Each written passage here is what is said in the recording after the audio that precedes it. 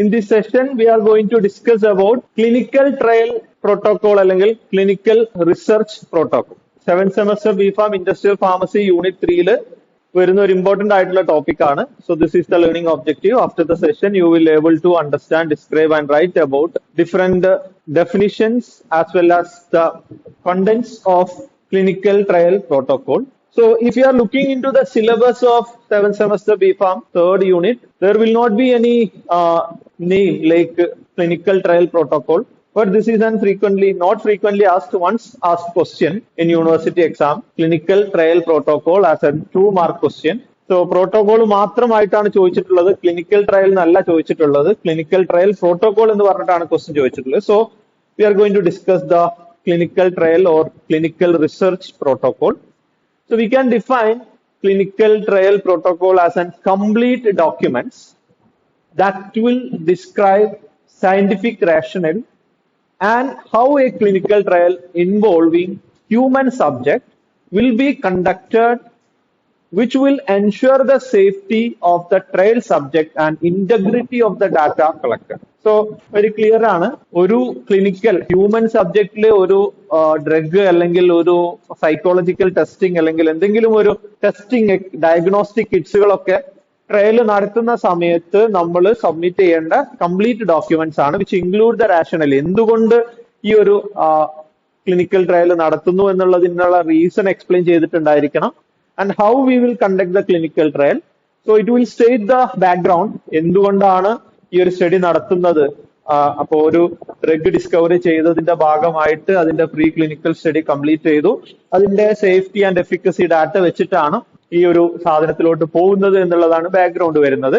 Then objectives. So what is the ultimate aim? To prove the drug is safe and efficacious in the human subject. That will be the objective. Then rationale. എന്തുകൊണ്ട് ഇത് നടത്തണം എന്നുള്ളതിനുള്ള exact ആയിട്ടുള്ള ഒരു reason. So we have to justify this is safe and efficacious in the animal subject, അല്ലെങ്കിൽ അനിമൽസിൽ safe ആണ്, അതുകൊണ്ട് in order to get the approval, NDA approval, we have to complete. ആ ഒരു ജസ്റ്റിഫിക്കേഷൻ ആണ് ഉദ്ദേശിച്ചിരിക്കുന്നത്. ദെൻ ഡിസൈൻ, എങ്ങനെ ഏത് മെത്തേഡിലാണ് ഈ ഒരു എക്സ്പെരിമെന്റ് നടത്തുന്നത്? ഡബിൾ ബ്ലൈൻഡ് ആണോ, സിംഗിൾ ബ്ലൈൻഡ് ആണോ, റാൻഡമൈസേഷൻ ആണോ, അങ്ങനെ കുറെ അധികം മെത്തേഡ്സുകൾ ഇവിടെ നമ്മൾ ഡിസ്കസ് ചെയ്യാനുണ്ട്. ദെൻ മെത്തഡോളജി, ഏത് രീതിയിലാണ് അത് നമ്മൾ അഡ്മിനിസ്റ്റർ ചെയ്യാൻ ഉദ്ദേശിക്കുന്നത്, അതിന്റെ സാമ്പിൾ എടുക്കാൻ ഉദ്ദേശിക്കുന്നത്, മോണിറ്റർ ചെയ്യാൻ ഉദ്ദേശിക്കുന്നത്, ഇങ്ങനെയുള്ള ഡാറ്റ ഉണ്ടായിരിക്കണം. Then how we are going to deal with the ADE, adverse drug reactions, അതിനെ എങ്ങനെയാണ് ഡീൽ ചെയ്യാൻ ഉദ്ദേശിക്കുന്നത്. ഈസ് നെസസറി, എങ്ങനെയായിരിക്കും ഒരു സബ്ജക്റ്റിനെ വിഡ്രോ ചെയ്യേണ്ടത്. ഇൻ ബിറ്റ്വീൻ ക്ലിനിക്കൽ ട്രയൽ നടക്കുന്ന സമയത്ത് ചില സബ്ജക്ട്സുകൾ എമർജൻസിയിലോട്ടൊക്കെ പോവുകയാണ് എന്നുണ്ടെങ്കിൽ എങ്ങനെയാണ് വിഡ്രോ ചെയ്യേണ്ടത്, അങ്ങനെ എല്ലാം. സ്റ്റാറ്റിസ്റ്റിക്കൽ കൺസിഡറേഷൻ, എത്ര ആൾ ചെയ്ത് അതിന് എത്ര ഡാറ്റയിലോട്ടാണ് നമ്മൾ മാനിപ്പുലേഷൻ അല്ല, എന്താ പറയാ, എക്സ്ട്രാപുലേറ്റ് ചെയ്യാൻ ഉദ്ദേശിക്കുന്നത്, ആ ഒരു കൺസിഡറേഷൻസുകളൊക്കെ നമ്മൾ ഇവിടെ ഇൻക്ലൂഡ് ചെയ്തിട്ടുണ്ടായിരിക്കും. Okay. So what are the purpose of clinical trial protocol? So these are the some of the purpose. To clarify the research question. എന്തൊക്കെയാണ് ഈ ഒരു റിസർച്ചിന്റെ ഗ്യാപ്പ്, ആ ഒരു സാധനങ്ങൾ മെൻഷൻ ചെയ്യണം. To compile the existing knowledge. So already approved ആയിട്ടുള്ള ഒരു drug ആണ്, still we are going for an clinical trial. എന്തുകൊണ്ട് ഇത് പോകുന്നു എന്നുള്ളതിനുള്ള റീസൺ കമ്പൈൽ ചെയ്തിട്ട് ഓൾറെഡി എക്സിസ്റ്റിംഗ് ആയിട്ടുള്ള അപ്രൂവൽ ഡാറ്റ അതൊക്കെ നമ്മൾ അതിൽ ഇൻക്ലൂഡ് ചെയ്തിട്ടുണ്ട്, അത് പറയാൻ വേണ്ടിയിട്ട്. To formulate the hypothesis and objectives. Sometimes human subject വരുന്ന സമയത്തെല്ലാം നമ്മൾ hypothesis based on the review of literature നമ്മൾ പറഞ്ഞിട്ടുണ്ടാവും. അതായത് ഫോർ എക്സാമ്പിൾ പറയുകയാണെങ്കിൽ ഇന്ന സാധനം യൂസ് ചെയ്യുന്ന സമയത്ത് ഇന്ന എഫക്ട് കിട്ടും എന്നുള്ളത് നമ്മളൊരു ഹൈപ്പോത്തസിസ് ആണ്. ആ ഹൈപ്പോത്തസിസ് പ്രൂവ് ചെയ്യുക എന്നുള്ളതാണ് എക്സ്പെരിമെന്റ് നടത്തിയതിനു ശേഷം നമ്മൾ ചെയ്യാൻ പോകുന്നത്. ഫാർമസി പ്രാക്ടീസിൽ പ്രൊജക്ട് എടുത്തിട്ടുള്ള അല്ലെങ്കിൽ പ്രാക്ടീസ് സ്കൂൾ എടുത്തിട്ടുള്ള ആൾക്കാർ ചെയ്യാൻ പോകുന്ന പരിപാടി ഇത് തന്നെ ആയിരിക്കും. You have to formulate an hypothesis and you have to prove. അത് അങ്ങനെ തന്നെയാണെന്ന് പ്രൂവ് ചെയ്യുക എന്നുള്ളതാണ് ഉദ്ദേശിക്കുന്നത്. And to study about the to decide about the study design, to clarify the ethical consideration, to apply for funding, to have an guidelines and tool for research team. So these are the different purposes of clinical trial protocol. Now coming to the regulatory requirement of the protocol, this is the guidelines which has to be compiled for formulating or preparing a clinical trial protocol. ICH, GCP guidelines. E6 വരുന്ന R2 എന്ന് പറയുന്ന guide ലൈൻസുകളാണ് follow ചെയ്യേണ്ടത്. Good clinical practice എന്ന് പറയുന്ന ഈ ഒരു guide ലൈൻസുകളാണ്. So by ensuring that it will ensure the rights, safety and well-being of the subjects, and also clinical trial data credible and accurate, and also it will ensure the study conducted in consistent across all the site and stakeholders. Now coming to the question, നമുക്ക് question ചോദിച്ചിട്ടുള്ളത് clinical trial protocol എന്നാണ്. Protocol ചോദിക്കുന്ന സമയത്ത് definition മാത്രം എഴുതി വെച്ചാൽ പോരാ, purpose മാത്രം എഴുതി വെച്ചാൽ പോരാ. What are the content or structure of the clinical trial protocol? These has to be mention. Okay, അപ്പൊ മാർക്കിനനുസരിച്ച് ഇലാബറേറ്റ് ചെയ്യാൻ പറ്റുന്ന രീതിയിലാണ് ഈ ഒരു സെഷൻ നമ്മൾ എടുക്കുന്നത്. ഇതാണ് മെയിൻ മിനിമം വേണ്ട കണ്ടന്റ്സ് എന്ന് പറയുന്നത്. അപ്പൊ ഇത്രയും ഹെഡിങ്സുകൾ അതിന്റെ താഴെ വരുന്നുണ്ട്. ഓരോ ഹെഡിങ്സിന്റെയും താഴെ കുറച്ച് കാര്യങ്ങൾ നമ്മൾ മെൻഷൻ ചെയ്യുന്നുണ്ട്. ഇതൊക്കെയാണ് ഇതിൽ ഇൻക്ലൂഡ് ചെയ്യേണ്ടത് എന്നുള്ളത്. So first one is title page, then signature page, table of contents, list of abbreviation, protocol synopsis, background and rationale, objective, study design and methods, study population like eligibility criteria, then ethical consideration, study treatment and administration, safety and adverse drug event monitoring, then study assessment, data collection and quality assurance, statistical selection, section and regulatory guidelines and administrative aspects. So let's see one by one. First one is title page. എല്ലാ സാധനത്തിന്റെയും forum ചട്ട എന്ന് പറയുന്ന സാധനം തന്നെയാണ്. അവിടെ എന്താണ് study നടക്കുന്നത്, അതിന്റെ ഒരു ടൈറ്റിൽ വേണം. So some time this ethical committee will revise, they will modify the clinical protocol which we are going to submit. നമ്മൾ ഇൻസ്റ്റിറ്റ്യൂഷണൽ റിവ്യൂ ബോർഡ് എന്ന് പറയുന്ന അല്ലെങ്കിൽ എത്തിക്കൽ കമ്മിറ്റിയുടെ അപ്രൂവൽ കിട്ടിയിട്ടാണ് നമുക്ക് ഈ ഒരു എക്സ്പെരിമെന്റ് സ്റ്റാർട്ട് ചെയ്യാൻ പറ്റുള്ളൂ. അപ്പൊ നമ്മൾ പ്രോട്ടോകോൾ കൊടുക്കുന്ന സമയത്ത് some time they will revise it, they will ask to modify it. അപ്പൊ അതിനനുസരിച്ച് അതിന്റെ വേർഷൻ മാറിക്കൊണ്ടിരിക്കും. And they will provide some identifying number, ഒരു സീരിയൽ നമ്പർ രജിസ്റ്ററിൽ മെൻഷൻ ചെയ്യാനുള്ള സാധനങ്ങളാണിത്. അപ്പൊ അതിനൊരു പർട്ടിക്കുലർ യൂണീക്ക് ആയിട്ടുള്ള നമ്പർ ഉണ്ടാവും. Then date, name and address of the sponsor. So that is the first one, title. Second one is signature page. So it should containing all the signature, name and address of all the responsible person. First one will be responsible sponsor. Sponsor എന്ന് പറഞ്ഞു കഴിഞ്ഞാൽ as per the FDA, sponsor എന്ന് പറയുന്ന individual ആവാം, organisation ആവാം, അല്ലെങ്കിൽ ഒരു clinical trial protocol അല്ലെങ്കിൽ ക്ലിനിക്കൽ ഫെസിലിറ്റി നടത്തുന്ന ഒരാളാവാം, എന്ത് വേണമെങ്കിലും ആവാം. ആരാണോ അതിന്റെ റെസ്പോൺസിബിൾ ആയിട്ടുള്ള ആള്, അവരുടെ name and address. Then principal investigator ആണ്, ഒരു ഫിസിഷ്യൻ ആയിരിക്കും. അപ്പൊ അവരുടെ name and qualification as well as signature. Then name and address of the clinical laboratory where this clinical trial occur, അതിന്റെയും ഡാറ്റ വേണം. Then table of content. ഇനി പറയാൻ പോകുന്ന കാര്യങ്ങളൊക്കെ എത്രാമത്തെ പേജിലാണ് മെൻഷൻ ചെയ്തിട്ടുള്ളത് എന്നുള്ളതിന്റെ ഒരു ലിസ്റ്റ് ആണ്. നമ്മളൊക്കെ പ്രൊജക്ട് റിപ്പോർട്ട് ഉണ്ടാക്കുന്ന സമയത്ത് സ്ഥിരമായിട്ട് ഉണ്ടാക്കുന്ന സാധനമാണ് ടേബിൾ ഓഫ് കണ്ടന്റ് എന്ന് പറയുന്നത്. Then list of abbreviation used. ഇനി പറയാൻ പോകുന്ന സെഷനിൽ നമ്മൾ യൂസ് ചെയ്യാൻ പോകുന്ന അബ്രിവേഷൻസിന്റെ ഒക്കെ ലിസ്റ്റും അതിന്റെ എക്സ്പാൻഡഡ് ഫോംസും മെൻഷൻ ചെയ്തിട്ടുണ്ടായിരിക്കും. Then protocol synopsis.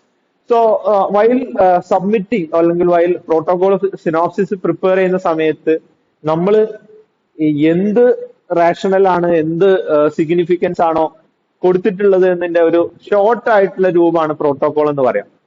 അപ്പൊ നിങ്ങളൊക്കെ ഇനി പ്രൊജക്റ്റ് ഒക്കെ ചെയ്യാൻ സമയത്ത് യൂണിവേഴ്സിറ്റിക്ക് ഒരു സിനോപ്സിസ് അയക്കും, സിനോപ്സിസ് അല്ലെങ്കിൽ പ്രോട്ടോകോൾ എന്ന് പറഞ്ഞിട്ട് അയക്കും. അത് നിങ്ങൾ ചെയ്യാൻ പോകുന്ന പ്രൊജക്ടിന്റെ ഒരു സമ്മറി ഫോമാണ്. ഇങ്ങനെയാണ് ഞങ്ങൾ ചെയ്യാൻ പോകുന്നത്. അപ്പൊ അതിന്റെ അപ്രൂവൽ കിട്ടിയതിന് ശേഷമാണ് നമ്മൾ ഫുൾ ആയിട്ടുള്ള പ്രൊജക്ട് സ്റ്റാർട്ട് ചെയ്യുന്നതും അതിന്റെ പ്രൊജക്ട് റിപ്പോർട്ടൊക്കെ കൊടുക്കാൻ പോകുന്നത്. സോ ആദ്യമായിട്ട് നമ്മൾ കൊടുക്കുന്ന short overview of summarising objective, design, population and assessment. ഇത് എക്സാക്ട് ആയിക്കോളണമെന്നില്ല, അതില് സമ്മറൈസ്ഡ് രൂപമാണ്, കംപ്ലീറ്റ് ആയിട്ടുള്ള പ്രൊസീജിയർ അവിടെ ഉണ്ടാവില്ല. Okay, next one is background and rationale. So this is the justification part of why we are going for this clinical trial. എന്തുകൊണ്ട് clinical trial നടത്തുന്നു എന്നുള്ളതിനുള്ള ജസ്റ്റിഫിക്കേഷൻ കൊടുക്കേണ്ട സ്ഥലമാണ്. ഇപ്പോൾ പ്രീ ക്ലിനിക്കൽ ഡാറ്റ വെച്ചിട്ട്, ഇൻവെസ്റ്റിഗേഷണൽ പ്രൊഡക്റ്റിന്റെ ഡീറ്റെയിൽസ് വെച്ചിട്ട്, പ്രീ ക്ലിനിക്കൽ ഡാറ്റ സേഫ് ആണ്, എഫിക്കസ് ആണ് എന്നുള്ള കാര്യം പറഞ്ഞിട്ട് ഓൾറെഡി എക്സിസ്റ്റിംഗ് ആയിട്ടുള്ള സെയിം ഇൻവെസ്റ്റിഗേഷണൽ പ്രൊഡക്റ്റ് ആണെങ്കിൽ ഇൻവെസ്റ്റിഗേഷണൽ പ്രൊഡക്റ്റിന്റെ ഡാറ്റ നമ്മൾ കൊടുക്കണം.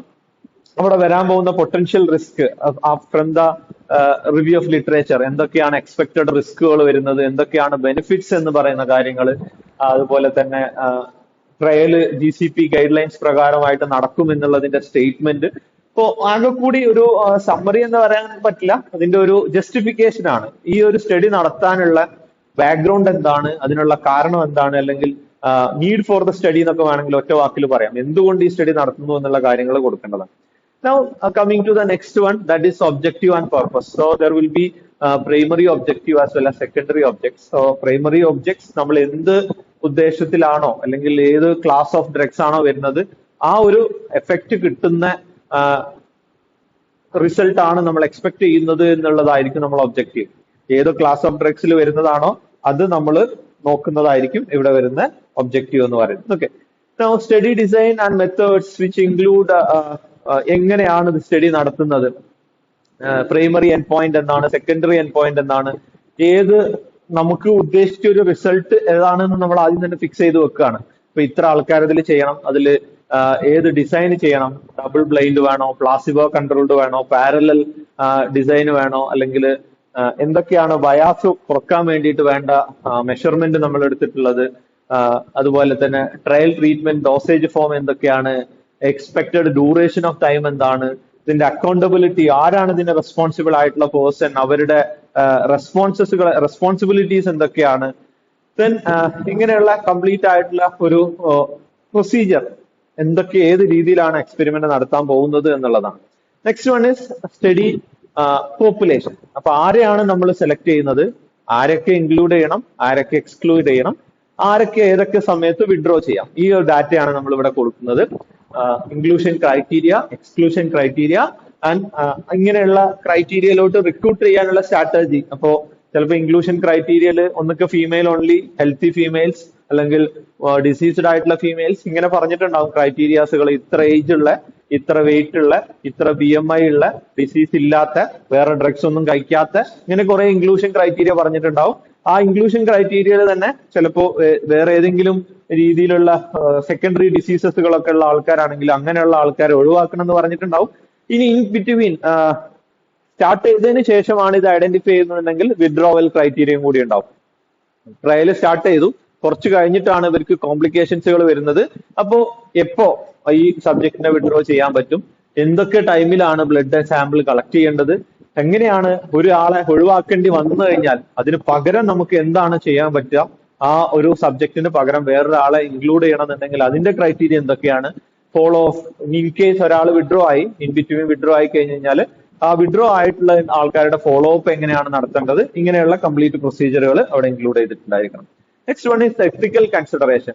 സോ ഇൻഫോംഡ് കൺസെന്റ് എന്താണ്, എങ്ങനെയാണ് ഒരു സബ്ജക്റ്റിന്റെ അടുത്ത് നിങ്ങൾക്ക് നടത്താൻ പോകുന്ന ക്ലിനിക്കൽ ട്രയൽ ഇങ്ങനെയാണ് എന്ന് ഇൻഫോം ചെയ്തിട്ടുള്ളത്, അതിന്റെ മെത്തേഡ് എങ്ങനെയാണ്, ഓറലി പറഞ്ഞു കൊടുത്തതാണോ അല്ലെങ്കിൽ ഡെമോൺസ്ട്രേറ്റ് ചെയ്തതാണോ, ഡാറ്റ വായിക്കാൻ കൊടുത്തതാണോ, ഏത് രീതിയിലാണ് നിങ്ങൾ ഇൻഫോംഡ് കൺസെന്റ് വാങ്ങിയിട്ടുള്ളത് എന്നുള്ളതിന്റെ ഡാറ്റ വേണം. Then confidentiality and data protection.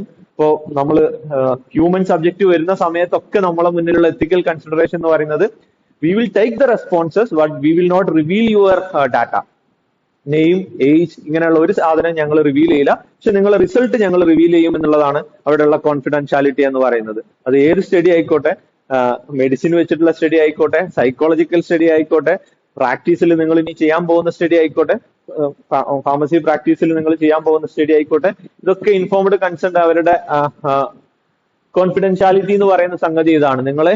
നിങ്ങളെ ഏജും നെയിമൊക്കെ ഞങ്ങൾ കളക്ട് ചെയ്യുന്നുണ്ട്, അത് ഞങ്ങൾക്ക് ഐഡന്റിഫൈ ചെയ്യാൻ വേണ്ടിയിട്ടുള്ളതാണ്. ഈ റിസർച്ചിന്റെ ഭാഗമായിട്ട് ഞങ്ങൾ ഒരു കാരണവശാലും നിങ്ങളുടെ നെയിമോ നിങ്ങളുടെ ലൊക്കേഷനോ ഇങ്ങനെയുള്ള ഒരു കാര്യം ഞങ്ങൾ ഷെയർ ചെയ്യൂല. V will take only the responses. അപ്പൊ നിങ്ങൾ തരുന്ന ക്വസ്റ്റ്യനറിനുള്ള ആൻസർ ആണെങ്കിൽ അത് മാത്രമേ ഞങ്ങൾ റിവീൽ ചെയ്യാൻ പോകുന്നുള്ളൂ, നിങ്ങളുടെ ഐഡന്റിറ്റി ഒരിക്കലും റിവീൽ ചെയ്യുന്നില്ല എന്നുള്ളത്. ദെൻ എത്തിക്കൽ കമ്മിറ്റി അപ്രൂവൽസ്, ഇൻസ്റ്റിറ്റ്യൂഷണൽ റിവ്യൂ ബോർഡിന്റെ അപ്രൂവൽ കിട്ടിയിട്ടുണ്ടെങ്കിൽ അതിന്റെ അപ്രൂവലിന്റെ ഡാറ്റ അല്ലെങ്കിൽ അതിന്റെ ഓർഡർ എന്താണ് എന്നുള്ള നമ്പറും കാര്യങ്ങളൊക്കെ മെൻഷൻ ചെയ്തിട്ടുണ്ടായിരിക്കണം.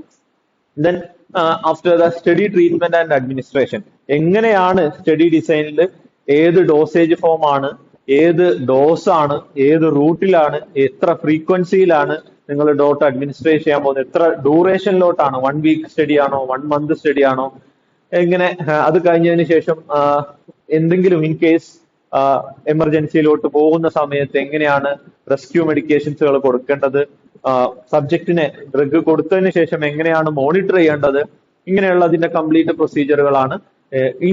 ഈഫ് റിക്വയർഡ് എങ്ങനെയാണ് ഡോസ് മോഡിഫൈ ചെയ്യേണ്ടത്, dose modification as well as rescue medication procedure എങ്ങനെയൊക്കെയാണ്. Then next one is adverse event monitoring. അപ്പോ നമുക്ക് വേണ്ട റെസ്പോൺസ് മാത്രം എടുത്താൽ പോരാ, സേഫ്റ്റി മാത്രം നോക്കല്ല, എഫിക്കസി മാത്രം നോക്കല്ല, അതിന്റെ കൂടെ അഡ്വേഴ്സ് ഇവന്റുകൾ ഉണ്ടാവുന്നുണ്ടോ എന്ന് മോണിറ്റർ ചെയ്തുകൊണ്ടിരിക്കണം. അപ്പോ നമ്മൾ ആദ്യം തന്നെ ഡിഫൈൻ ചെയ്യണം. എക്സ്പെക്ടഡ് റിസ്ക് ആൻഡ് ബെനിഫിറ്റ്സ് നമ്മൾ ഓൾറെഡി മെൻഷൻ ചെയ്തിട്ടുണ്ട്.